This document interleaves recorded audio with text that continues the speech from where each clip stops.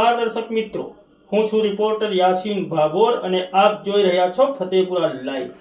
આજના મહત્વના સમાચારની વાત કરીએ તો ફતેપુરા ખાતે સાડીઓનો વેપાર કરતા 43 વર્ષીય પરપ્રાંતીય પુરુષનું વીજ કરંટ લાગતા મોત નીપજ્યું। તારીખ 29 ઓગસ્ટ 2024 અને ગુરુવારના રોજ બપોરે 12 કલાકે મળતી માહિતી પ્રમાણે ફતેપુરા તાલુકાના મુખ્ય મથક ફતેપુરા ખાતે મૂળ ઉત્તર પ્રદેશના દિવાઈ તાલુકાના બુલંદ શહેરના 43 વર્ષીય સંજય વણજારા ભાડાના મકાનમાં રહીને સાડીઓનો વેપાર કરીને પોતાના પરિવારનું ભરણ પોષણ કરતા હતા।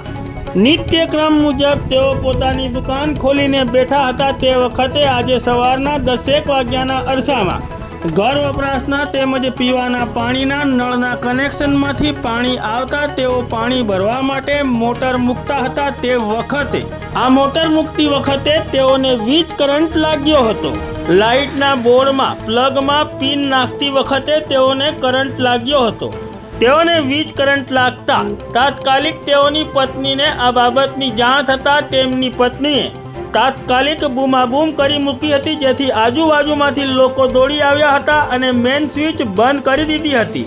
મેઇન સ્વિચ બંધ કરતા જ વીજ પુરવઠો બંધ થતાં સંજય વણજારા જમીન પર પટકાયા હતા। તેઓને તાત્કાલિક ફળિયાના લોકો સરકારી દવાખાના ખાતે લઈ ગયા હતા, જ્યાં ફરજ ઉપરના તબીબે તેઓને મૃત જાહેર કર્યા હતા।